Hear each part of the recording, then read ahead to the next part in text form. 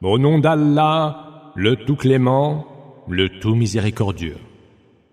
Par les arracheurs des âmes avec violence, et par ceux qui les cueillent avec douceur, par ceux qui naviguent librement, puis courent et devancent, pour mieux gérer les affaires. Le jour où retentira le premier son du corps, mais que suivra le second son du corps. Des cœurs, ce jour-là, seront saisis de frayeur, et des regards saisis d'humilité. Serons-nous donc, demanderont-ils, ramenés à notre vie sur terre, alors même que nous ne serons plus qu'ossements rongés? Ce serait donc, diront-ils, un retour où nous serions perdants. Il n'y aura qu'un seul cri. Et les voilà tous qui se réveillent à la surface de la terre. L'histoire de Moïse est-elle parvenue? Son Seigneur l'appela dans la vallée sacrée de Towa, en lui disant « Va trouver Pharaon, car il a transgressé.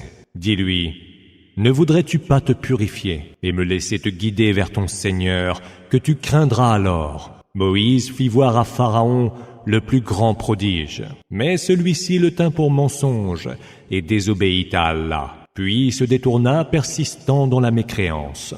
Il rassembla les siens et fit cette déclaration: « Je suis votre Seigneur le plus haut. » Allah sévit contre lui par le supplice exemplaire de l'autre monde et de la vie ici-bas. Il y a certes là une leçon à méditer par quiconque craint Allah. Mais êtes-vous plus difficile à créer que le ciel qu'il a édifié? Il en a élevé bien haut la voûte et a su en parfaire la forme. Il en a rendu la nuit obscure et en a fait briller le jour. La terre, après cela, il l'a nivelée. Il en a fait sortir eau et pâturage. Les montagnes, il les a implantées pour vos besoins à vous et à ceux de vos bestiaux. Mais quand se produira le plus grand des cataclysmes, le jour où l'homme se souviendra de tout ce qu'il s'est employé à accomplir, et que l'enfer sera mis en évidence devant quiconque peut voir, alors celui qui se sera livré à la démesure et qui aura préféré la vie en ce bas monde aura pour seul refuge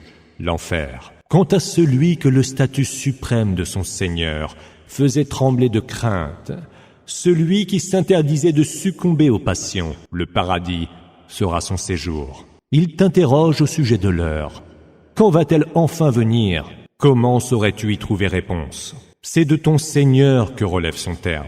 Tu n'es là, quant à toi, que pour avertir quiconque l'appréhende. Le jour où ils la verront, ce sera comme s'il n'était resté sur terre qu'un après-midi ou une matinée.